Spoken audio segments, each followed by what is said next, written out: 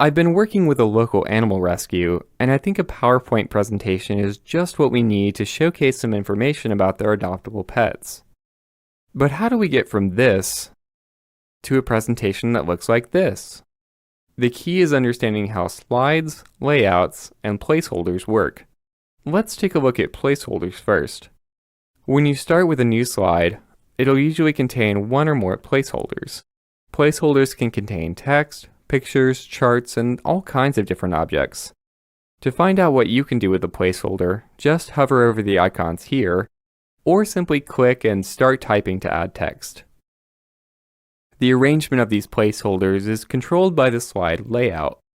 This layout happens to include one placeholder for the title, and two more for content. You can choose your layout when you first insert a slide, or you can change it later depending on the type of content you're working with.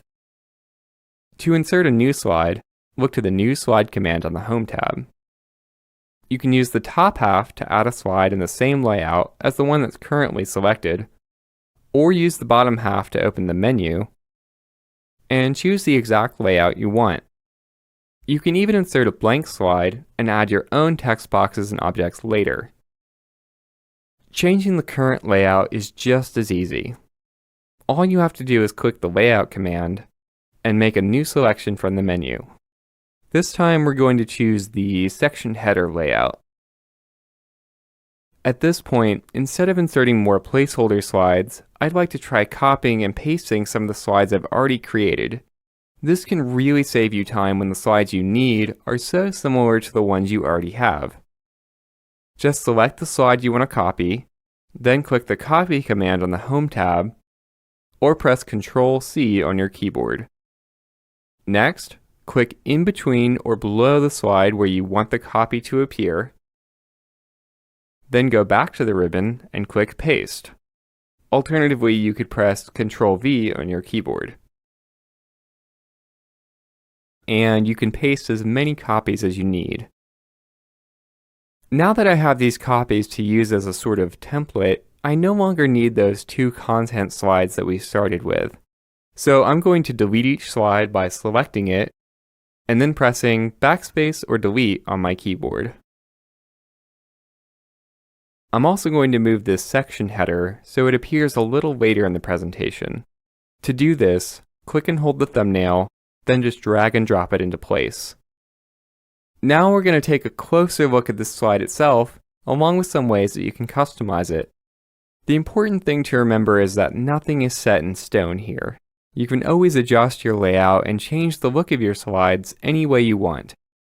To delete a placeholder, for example, all you have to do is select it, then press Backspace or Delete on your keyboard. Placeholders can also be moved using the drag and drop method, and resized using any of the sizing handles here. And let's just add some text here before we continue. Of course, if you need to add an additional text box to your slide, there's a way to do that too. This can come in handy when you're working with a blank slide or with a presentation that's already been highly customized. Just go to the Insert tab, select the Text Box command. Now you can click and drag to add a text box anywhere you want.